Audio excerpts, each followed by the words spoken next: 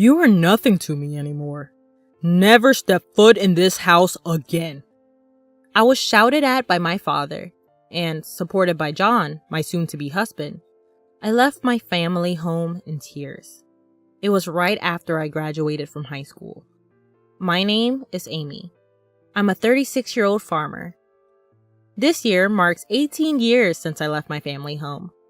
From now on, the time I spend living my own chosen life will be longer than the time I spent in my family home. And this thought makes me quite sentimental. My family home was in a city.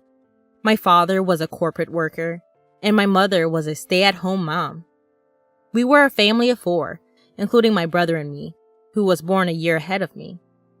My parents were the kind of people who ranked their children clearly, so my brother, being the heir, was always given priority. The quality of our meals and the grandeur of our birthday presents were always superior for my brother. He boasted about his superiority and always bullied me. There were times when I felt lonely, and there were times when I cried out, "I want attention too!" But my parents never changed, so I gave up completely. The event that changed my life happened in the summer of my second year of high school. My brother was studying for a college entrance exam, aiming for a top-tier university. His mock exam results were not good at all, so he was always on edge, taking out his frustration on me at every opportunity. My parents, as if handling a fragile object, treated my brother with utmost care and gave me household chores that didn't allow me to have time to study. Because I was performing better academically than my brother, they tried to lower my grades to improve my brother's mood. It didn't make any sense. At that time, I heard about a rural experience program from a teacher. At the high school I was attending, students could participate in a 2-night, 3-day rural experience program if they wished. Participants stay at a host farm, harvest vegetables, cook together, and experience country life. I, who was troubled by my family environment, decided to participate bravely. But my father objected, saying, "Agriculture is something only fools who can't get corporate jobs do for a living." And my mother scoffed at me, saying, "Are you crazy? Willingly experiencing manual labor? Getting dirty and stinky in the mud?" But I defied my parents' opposition and used the pocket money I had saved up to sign up. This was the first time I had ever refused to do as my parents said. It turned out to be an excellent decision. For me, who was starving for familial love, it was truly a wonderful experience. Working in the fresh, rural air was invigorating, and I was able to experience the warmth of a family. The eldest son of that family, John, was a year older than me and the same age as my brother. At first, I was a bit wary, simply because he was an older guy. But John was completely different from my brother. He was kind, but firm, got along well with his parents, and was kind to me as well. John's parents were truly gentle people, and even though it was only for 3 days, I cried a lot when I had to leave the farm. John's mom cried along with me, saying, "You're welcome back anytime." I promised, I will definitely come back. They said they didn't look at their cell phones much, so I wrote them letters regularly. Before long, I started receiving more replies from John, and it became like an exchange diary, and we started dating. It was a pure long-distance relationship, without even a kiss. After my brother failed to get into his first choice university, and ended up in a third-rate private college, I became a college applicant. But my parents pressured me to get a job instead of going to college. The reason, they said, was that women didn't need an education. But the real reason was probably that they didn't want me to go to a better college than my brother. Since the rural experience, I had a dream of becoming a farmer. I could become a farmer without going to college. But John was a college student and had moved to the city. So I thought I would go to college and aim for a new kind of farming. Having a clear goal and purpose, I studied hard every day, despite interference from my parents and brother. However, when I passed the university entrance examination, my father was furious, saying, "Are you, a woman, planning to go to a better university than your brother?" My mother also said, "We don't have money to spend on you. Your brother needs money, so you should work and bring money home." I was desolate by my parents' words, and after a huge fight, I ended up cutting off all ties with them. John came to pick me up from home, and his parents, now my in-laws, supported my college expenses, and I ended up attending college. 4 years later, I married John. I never contacted my parents or brother during my college years, but when my in-laws said, "We have to at least give them a heads up about the marriage," we visited my childhood home for the first time in 4 years. Right after graduation, things were chaotic, and it was also planting season, so we couldn't make the visit until the beginning of summer. My in-laws, my husband, and I all had sunburnt, darkened faces from working outside. But my parents and brother openly ridiculed us. My mother asked, "No offense, but how old are you exactly? You must be quite poor to be working until you're all dark like this." I was mortified. "Please, stop, Mom," I implored in a small voice. But she ignored me. My brother smirked and said, "Smart people like me make money with intellectual work. If you can only do primitive work, it's proof you're unintelligent." I turned pale, and the gentle smiles on my in-laws' faces froze. My husband firmly declared, "With all due respect, we are proud to be farmers." My father laughed condescendingly and said to me, "Just to make it clear, you're a stranger to us from now on. You're marrying a poor farmer who has to sweat and work hard. We're going to treat you as if you don't exist. It'll be a problem if you come asking us for money. We don't want to see you anymore." Already being disowned at 18, I knew very well that I was on my own, even without being told so explicitly again. Still, I had tried to maintain the courtesies. The sympathetic looks from my in-laws and John were difficult to bear. On the way home, I quietly wept and resolved to forget about my biological family. Time flew, and before I knew it, 18 years had passed. The emotional wounds had thoroughly healed. I had given birth to 2 children, and my days were busy but fulfilling. Although I had virtually erased the memories of my parents and my brother, I was informed by a cousin that my brother was getting married. My cousin and I have always been close, and we occasionally touched base even after my marriage. At some point, I had sent them rice harvested from our farm, and they were pleased with its taste, even becoming a regular purchaser. Therefore, we maintained a relationship, and we enjoyed chatting on the phone about once a month. "We can meet after a long time at the wedding," my cousin said, but I hadn't heard anything about the marriage from my parents or my brother. Well, since we're estranged, it's true that there's no way for me to know. "I heard they are building a new duplex. I wonder if it's completed." Apparently, both my parents and my brother and his wife planned to move after the wedding. My cousin knew about the estrangement between my parents and me, but they seemed to think that I would attend weddings and funerals. After finishing the phone call with my cousin, impulsively, I dialed my mother's cell phone number. However, I was met with an automated message saying, "This number is no longer in use." I tried calling my father next, and again, the same automated message. Had they changed their cell phone numbers? I didn't know my brother's number, so I couldn't call him. With trembling fingers, I dialed the landline for my family home, and it connected. My heart pounding, I waited for someone to pick up. "Hello?" It was my brother who answered. "Brother? It's Amy. I heard you're getting married and moving." I hesitated over what to say next, about to offer congratulations when I was cut off by my brother. "There's no need for you to do anything. You, a farmer, are a stranger to me. Don't call me." My brother just yelled and hung up the phone. I rushed to call him back, only to find that I was already blocked. This was harsh. No matter how much he hated me, we were still family. It hurt to be rejected like this. Seeing my distress, my husband was concerned and gently asked, "What's wrong?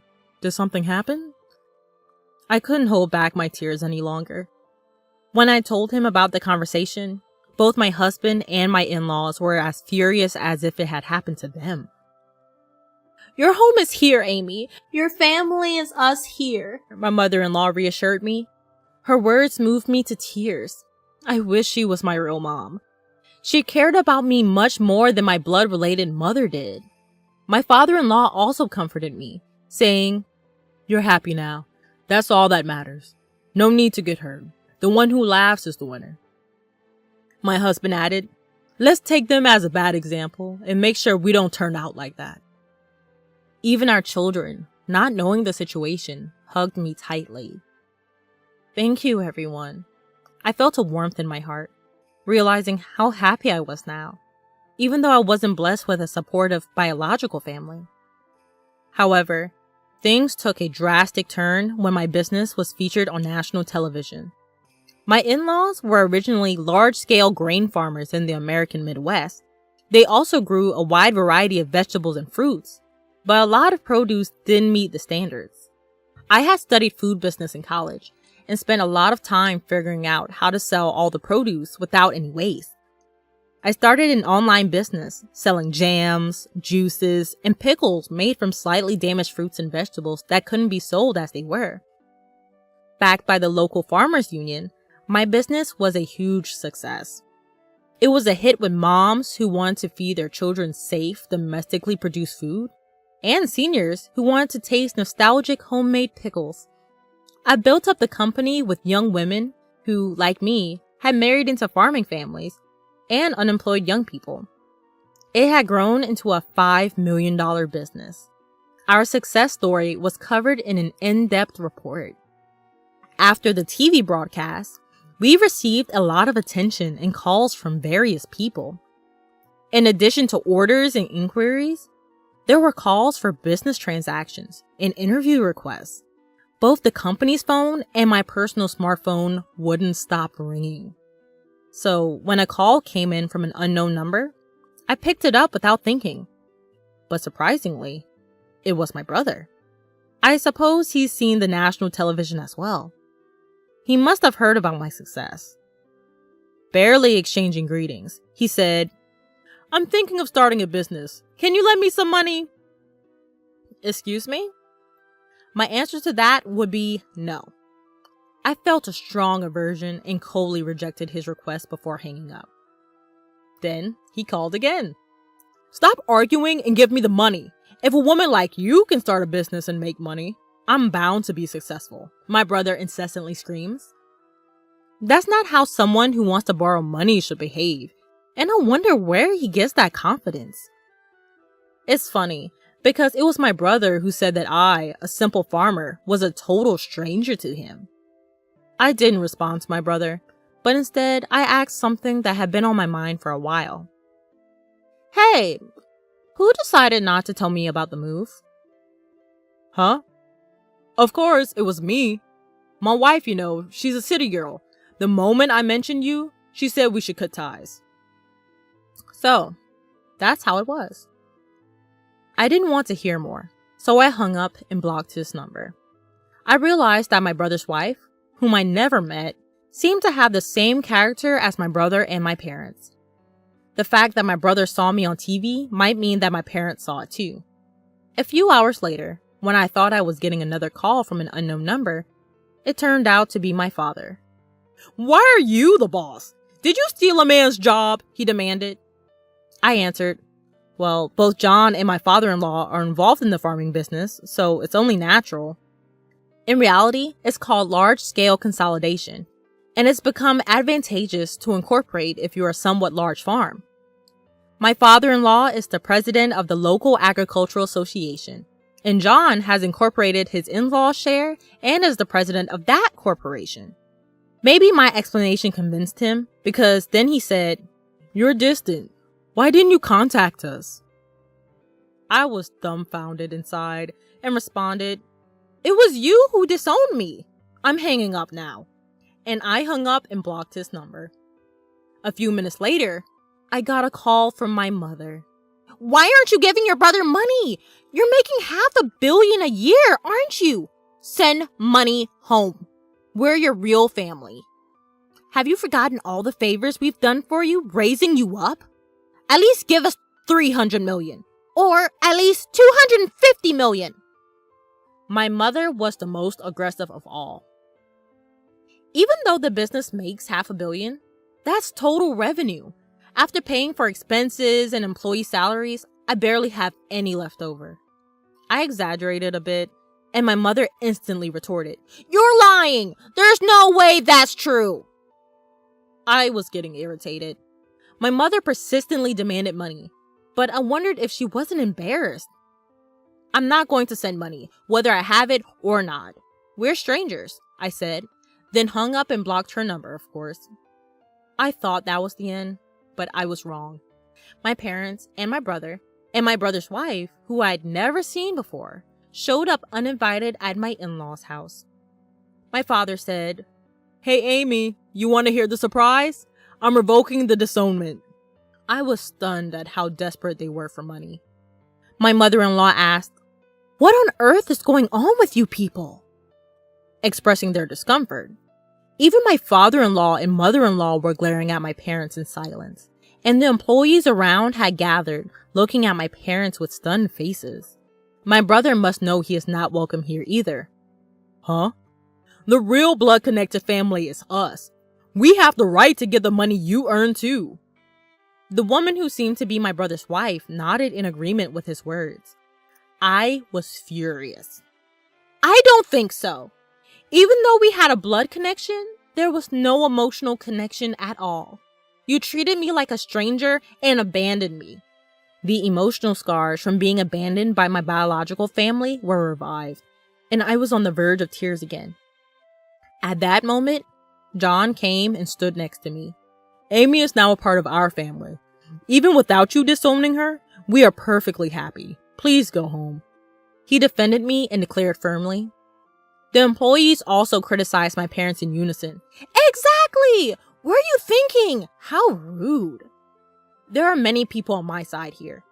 When I thought this is where I belong, I felt profoundly happy. My brother began to get angry. "Shut up! Shut up, you country bumpkins! You're all low-educated trash, aren't you? Obey what we say in silence," he ranted. Then John replied, "Well, both I and my father are Ivy League graduates, and Amy has graduated from a well-known university for agriculture," casually revealing our educational background. "What? Despite being graduates of top universities, why are you farming?" my brother yelled in surprise. Perhaps for my brother, who graduated from a low-ranking university, the title of university graduate was his only pride, and he probably didn't expect to lose in terms of educational background. With a cool face, John said, "Farming is a respectable profession. We can fully utilize what we've studied in college." I couldn't help but burst into laughter at that scene. Brother, you've lost to John in everything. I managed to laugh and somehow felt relieved. Maybe I was too afraid of my brother and parents. Let me say this clearly one last time. We are already strangers. I stopped speaking for a moment, deliberately changing to a polite tone. "So I can't lend or give money to strangers. Please leave. If you make a fuss or act violently, I'll call the police and take legal action." I declared our severance clearly. My in-laws and husband subtly came closer to me to protect me from harm by my parents and brother. I was deeply moved, feeling truly cherished.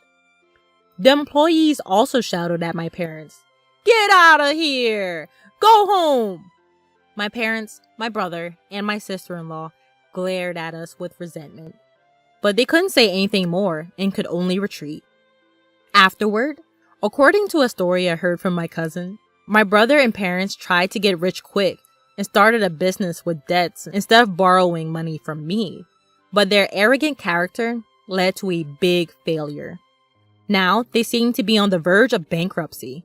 But I'm a stranger now, and I have no intention of getting involved anymore.